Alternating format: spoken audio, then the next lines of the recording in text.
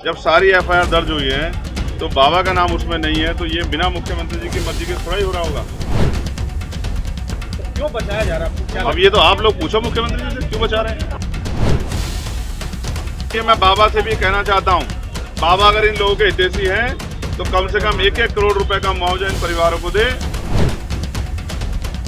इन दिनों नेताओं में यूपी के हाथरस पहुंचने की होड़ लगी है। हर एक विपक्षी दल का नेता बस हाथरस का ही रुख कर रहा है और इसकी वजह है भोले बाबा का सत्संग कांड, जो 2 जुलाई को हुआ था, जिसमें 123 लोगों की मौत हुई थी। इस हादसे के बाद पहले राहुल गांधी हाथरस गए, फिर राकेश टिकैत गए और अब भीम आर्मी चीफ, जी हाँ, नगीना सांसद चंद्रशेखर आजाद सोमवार को हाथरस पहुंचे, जहां उन्होंने अस्पताल में भर्ती घायलों से मुलाकात की।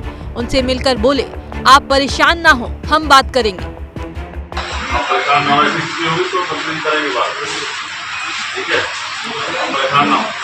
इसके बाद आसपा प्रमुख ने मीडिया से बात करते हुए बहुत बड़ा बयान दे दिया। चंद्रशेखर आजाद ने बता दिया कि सूरजपाल उर्फ भोले बाबा जिसका सत्संग था, उसे कौन संरक्षण दे रहा है। ये सरकार के संरक्षण के बिना थोड़ा ही है। आप ये बताओ, जब सारी एफआईआर दर्ज हुई है तो बाबा का नाम उसमें नहीं है, तो ये बिना मुख्यमंत्री जी की मर्जी के थोड़ा ही हो रहा होगा। तो क्यों बचाया जा रहा है? अब ये तो आप लोग पूछो मुख्यमंत्री जी से क्यों बचा रहे हैं। भीम आर्मी चीफ ने सरकार के मुआवजे पर सवाल उठाते हुए इसे 25-25 लाख रुपए करने की मांग की। साथ ही ये भी कहा कि अगर बाबा पीड़ितों के हितैषी हैं तो 1-1 करोड़ रुपए का मुआवजा दें। और ये भी समझिए, मैं बाबा से भी कहना चाहता हूँ, बाबा अगर इन लोगों के हितैषी हैं तो कम से कम 1-1 करोड़ रुपए का मुआवजा इन परिवारों को दे। और सरकार अगर जाति धर्म देख के कार्रवाई नहीं कर रही है तो 25-25 लाख रुपए का मुआवजा देकर इनकी मदद करे। इस दौरान चंद्रशेखर आजाद ने साफ साफ कहा कि हाथरस की घटना LIU और इंटेलिजेंस का फेलियर है। ये समझना पड़ेगा कि लोकतांत्रिक देश है और लॉ एंड ऑर्डर की जिम्मेदारी पुलिस और एडमिनिस्ट्रेशन की। ये बाबा के भरोसे नहीं छोड़ा है। दूसरी बात, इस बात पे भी गौर करना पड़ेगा कि 80,000 लोगों की जिम्मेदारी में कितने लोगों की व्यवस्था लगाई गई। अगर 100 लोगों की, 50 लोगों की या 200 लोगों की लगाई गई तो ये पर्याप्त नहीं। तो LIU का, इंटेलिजेंस का भी बहुत बड़ा फेलियर है।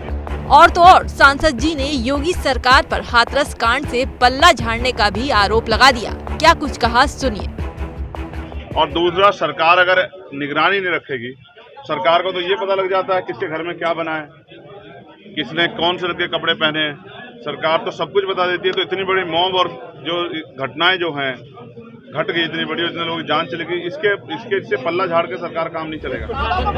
यानी हाथरस पहुंचकर चंद्रशेखर आजाद ने CM से लेकर सरकार और पुलिस प्रशासन को कटघरे में ले लिया।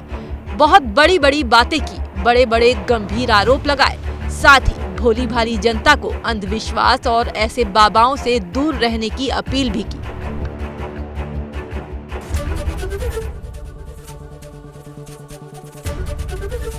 ABP गंगा, खबर आपकी, जुबान आपकी।